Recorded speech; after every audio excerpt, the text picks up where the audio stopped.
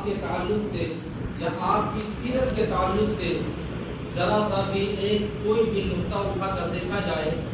یا کوئی شخص جو اپنے آپ کو بہت ہی علم و ہنر کا ماہر سمجھا جاتا ہے، اگر وہ شخص اعلیٰ حضرت کی سیرت پر بیان کرنا چاہے تو ایک بار وہ کشمکش میں پڑ جائے گا کہ حضور اعلیٰ حضرت کو اللہ تبارک و تعالیٰ نے ایسے علوم و فنون سے نوازا تھا کہ وہ شخص بولنے کے لیے اعلیٰ حضرت پر کشمکش میں پڑ جائے گا،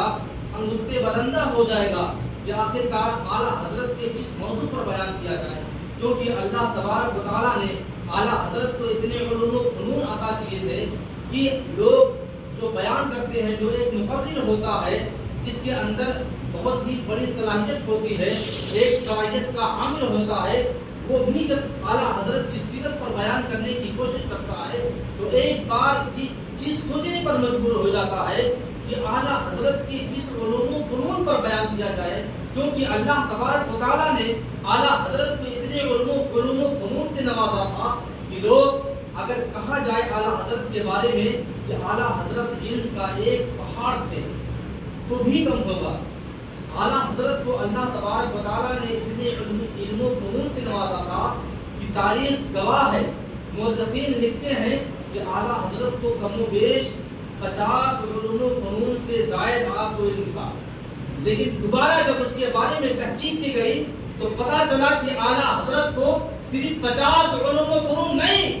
بلکہ اعلیٰ حضرت کو تقریباً 72 سے 74 علوم و فنون سے آپ کو نوازا گیا تھا۔ اللہ تبارک و تعالیٰ نے آپ کو اتنا علوم و فنون دیا تھا، بلکہ اس کے بعد جب اور تحقیق کی گئی، جب اور ان کے بارے میں پتہ کیا گیا تو پتہ چلا کہ اعلیٰ حضرت کو تقریباً 100 سے زیادہ علوم و فنون پر آپ حامل تھے۔ آپ کو اللہ تبارک و تعالیٰ نے 100 سے زیادہ علوم و فنون عطا کیا تھا،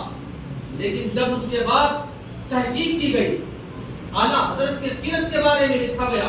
اعلیٰ حضرت کے علم کے بارے میں لکھا گیا، اعلیٰ حضرت کے عشق کے بارے میں لکھا گیا، اعلیٰ حضرت کی کرامت کے بارے میں لکھا گیا، تو تحقیق کرنے والے نے تحقیق کیا کہ اعلیٰ حضرت کے خطرے کے بارے میں جب لکھا گیا تو پتہ چلا کہ اعلیٰ حضرت کو تو اتنے علم و فنون کے حامل آپ تھے کہ لوگ اس کا اندازہ ہی نہیں کر پائے۔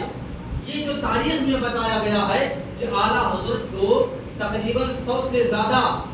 علوم و فنون آپ کو معلوم تھے، کیوں پتہ؟ جب یہ پتہ کیا گیا کہ اعلیٰ حضرت کو کیسے پتہ چلا کہ آپ کو کتنا علم، تو تاریخ میں گواہ ہے، مورخین لکھتا ہے کہ اعلیٰ حضرت کے یہاں جو سوالات آتے تھے، جو سوالات مطالبہ کیے جاتے تھے، جس زبان میں کیا جاتا تھا اور جس علم کے بارے میں کیا جاتا تھا، اعلیٰ حضرت اس کا بہترین اور مدلل اور مفصل جواب دیتے تھے۔ اور یہی نہیں بلکہ آپ اپنے سامعین کو، اپنے سامع کو، اور جس کو جواب دینا ہوتا تھا اس کو جس بھی علم و فنون کے تعلق سے وہ سوال کرتا تھا، اعلیٰ حضرت اس کا جواب بھی دیتے تھے اور اس کو اس جواب دینے کے بعد اسے مطمئن بھی کرتے تھے۔ جواب دینا اور ہوتا ہے، مطمئن کر دینا اور ہوتا ہے۔ ہم بھی اگر ہم سے کوئی سوال کریں کسی مسئلے کے بارے میں یا کسی چیز کے بارے میں تو بہت سے عالم دین ایسے ہیں جو سوال کا جواب کو بھرپور دے لے جاتے ہیں لیکن اپنے سامع کو مطمئن نہیں کرتا۔ تو جب اعلیٰ حضرت کی تاریخ کے بارے میں لکھا گیا، آپ کے علم کے بارے میں لکھا گیا، تو مورخین لکھتا ہے کہ اعلیٰ حضرت کے پاس کتنا علم تھا وہ اللہ جانتا ہے اور اعلیٰ حضرت جانتے ہیں۔ وہ کیسے؟ وہ ایسے ہوا کہ آپ کے پاس 100 سے زیادہ علوم و فنون کے متعلق سوال و جواب پوچھے گئے اعلیٰ حضرت سے، اور اعلیٰ حضرت کے بارے میں کہا جاتا ہے کہ اگر اعلیٰ حضرت سے کئی 100 علوم و فنون کے بارے میں سوال کیا جاتا تو اعلیٰ حضرت اس کا بھی جواب دیتے ہوئے نظر آتے ہیں، لیکن 100 سے زیادہ علوم و فنون پر کسی نے اس سے زیادہ اعلیٰ حضرت سے سوال ہی نہیں کیا۔ یعنی جس علم میں اور جس علوم و فنون کے تعلق سے اعلیٰ حضرت کو اعلیٰ حضرت سے سوال کیا گیا، اعلیٰ حضرت نے اس کا مدلل اور مفصل جواب دیا، اور اعلیٰ حضرت جو عشق کے بارے میں بتایا جاتا ہے، اور اعلیٰ حضرت کا عشق ایسا عشق تھا کہ آج جس اعلیٰ حضرت کو کہتی ہے عشق و محبت اعلیٰ حضرت آپ کا نام، یعنی آپ عشق و محبت کے نام سے جانے جاتے ہیں۔ یعنی اعلیٰ حضرت کو ہمارے نبی امام الانبیاء حضور تاجدار مدینہ صلی اللہ تعالی وسلم سے ایسی محبت تھی آپ کو کہ آپ ہر وقت مدینے جانے کے لیے رویا کرتے تھے۔ آپ نے اپنی عمر میں 2 مرتبہ حرمین طیبین کی آپ نے زیارت فرمائی۔ آپ نے 2 مرتبہ اپنی زندگی میں حج ادا کیا۔ ایک مرتبہ جب آپ کی عمر 23 برس کی تھی، اور دوسری مرتبہ آپ نے اس وقت حج ادا کیا جب آپ کی عمر مبارک کم و بیش 51 برس یا 53 برس کی تھی۔ 2 مرتبہ آپ نے حج ادا کیا۔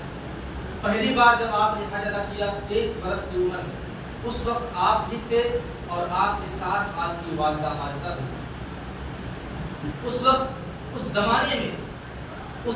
میں حج کرنا بہت ہی مشکل تھا، کیونکہ لوگ جہاز یعنی پانی والے جہاز کے ذریعے سے سفر کیا کرتے تھے، ہوائی جہاز سے نہیں۔ آج تو بہت آسان ہو گیا ہے، ہر مہینے لوگ عمرہ کرنے جاتے ہیں اور جب چاہیں تو عمرہ کرنے چلے جائیں، لیکن وہ زمانہ تھا کہ ہر وقت کوئی نہیں جا پاتا تھا۔ حج کے جب ارکان ادا کرنے کا وقت آتا تھا، حج کا مہینہ جب آتا تھا، تو لوگ صرف حج کرنے کے لیے جا پاتے تھے۔ بہت ہی کم لوگ ایسے تھے جو عمرہ کی سعادت حاصل کرتے تھے۔ حضور سیدی اعلیٰ حضرت امام احمد رضا خان فاضل بریلوی رضی اللہ تعالی عنہ جب آپ 23 سال کی عمر میں آپ نے اپنی والدہ ماجدہ کے ساتھ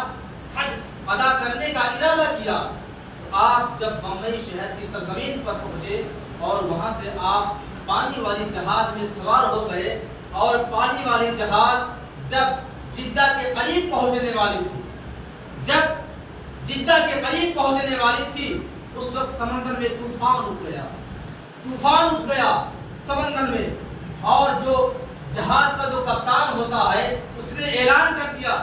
کہ سمندر میں ایسا طوفان آیا ہے جو ہمارے جہاز کو ریزہ کر دے گا، اور میں کسی جان کی حفاظت نہیں کر پاؤں گا، تم اپنے جان کی خود حفاظت کرو، میں نہیں جانتا، کیونکہ چند ہی لمحوں میں یہ جہاز ڈوبنے والی ہے، کیونکہ سمندر میں ایسا طوفان اٹھا ہے اسے کوئی بچانے والا نہیں ہے، ایسا طوفان اٹھا ہے۔ جہاز کے کیپٹن نے کہا ایسا طوفان اٹھا ہے کہ جہاز کو ڈوبنے سے کوئی شخص نہیں بچا پائے گا، اور لوگ رونے لگے، گڑگڑانے لگے، آنکھوں فدا کرنے لگے، اور جہاز سے لوگوں کے رونے کی آواز بلند ہونے لگی، اور یہ آواز جب حضور اعلیٰ حضرت تک پہنچی، آپ بھی اسی جہاز میں سوار ہیں، آپ کی والدہ ماجدہ بھی اسی جہاز میں سوار ہے۔ جب اعلیٰ حضرت سے سوال کیا گیا، آپ کی والدہ ماجدہ سب سے پہلے پوچھتی ہے، بیٹا پورے جہاز میں آہو فگا لگی ہے، لوگ رنج و غم سے رو رہے ہیں، اور تمہیں کوئی فکر نہیں، تمہیں کوئی غم نہیں ہے۔ اعلیٰ حضرت نے کہا اے میری امی جان، ماجرا کیا ہوا ہے؟ والدہ نے کہا بیٹا تم کتاب کے مطالعے میں مصروف ہو، ارے جہاز ڈوبنے والی ہے، سمندر میں طوفان اٹھ گیا ہے۔ اعلیٰ حضرت نے کہا کوئی بات نہیں، ہماری جہاز تو جدہ تک صحیح سلامت پہنچے گی، یہ میری گارنٹی ہے۔ گارنٹی کس بات کی اعلیٰ حضرت نے دے دیا؟ کیسے پتا چلا اعلیٰ حضرت کو کہ جہاز طوفان آنے کے باوجود ڈوبے گے نہیں؟ کیسے پتا چلا اعلیٰ حضرت کو؟ اعلیٰ حضرت نے ارشاد فرمایا، اپنی والدہ ماجدہ سے فرمایا، اے میری امی جان، میرے نبی کی حدیث ہے کہ جو شخص یہ دعا پڑھ کے سمندری جہاز میں سوار ہوگا اس کی جہاز کبھی سمندر کی طغیانی سے ڈوبے گی نہیں۔ اعلیٰ حضرت نے فرمایا بسم اللہ مجریہا و مرساہا، یہ دعا جو پڑھ کے جہاز میں سوار ہوگا میرے نبی کی شہادت ہے، میرے نبی کا وعدہ ہے، اس کی جہاز میں کوئی آج نہیں آئے گا، اس کی جہاز پر سمندر کا کوئی اثر نہیں کرے گا، اس کی جہاز پر سمندر کے طوفان کا کوئی اثر نہیں پڑے گا۔ اے میری امی جان، جب میرے نبی کا وعدہ ہے تو بھلا میں میری یہ کشتی کیسے ڈوبے گی؟ آخرکار لوگوں میں عام فقہ جاری ہے، اعلیٰ حضرت کی لو لگ گئی مدینے سے۔ آپ کیا فرماتے ہیں؟ آنے دو یا ڈوبو دو، آنے دو یا ڈوبو دو، اب تو تمہاری جانب کشتی تمہیں بھی چھوڑی لنگر اٹھاتی۔ اعلیٰ حضرت نے فرمایا، اور اعلیٰ حضرت اپنے دل میں نبی کی یاد کو بسا کر کے اور اس جہاز میں، اس کشتی میں سوار تھے۔ چند ہی لمحوں کے بعد لوگوں نے کیا دیکھا کہ جدہ جہاں حاجیوں کے اترنے کی جگہ ہے وہاں پر کشتی آ کے لگ گئی۔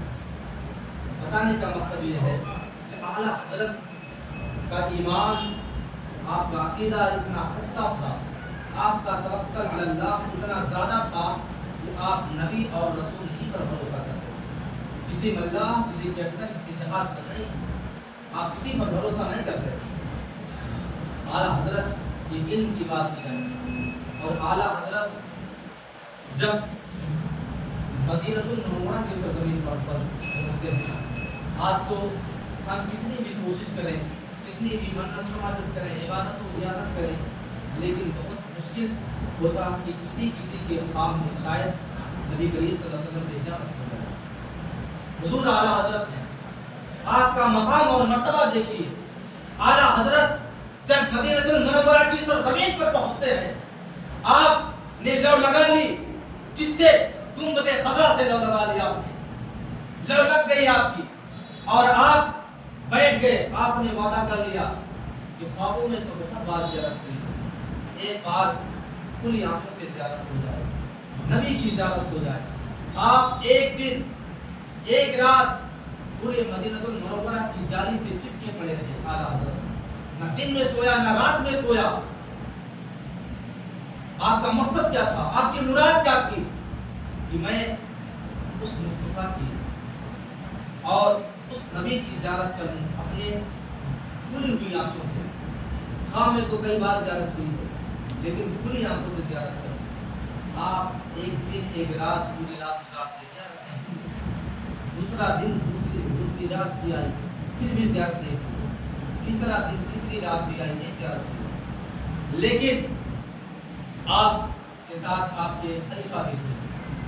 جناب مولانا ضیاء الدین صاحب۔ آپ ان سے برابر کہتے تھے کہ میں نے تو جھوٹی میں یہ لو لگا لی، میں کہاں اور نبی کی شان کہاں، مصطفیٰ کا مقام کہاں، میں کہاں، میری تو کوئی اوقات ہی نہیں ہے، میں نے کیسا ارادہ کر لیا۔ ارے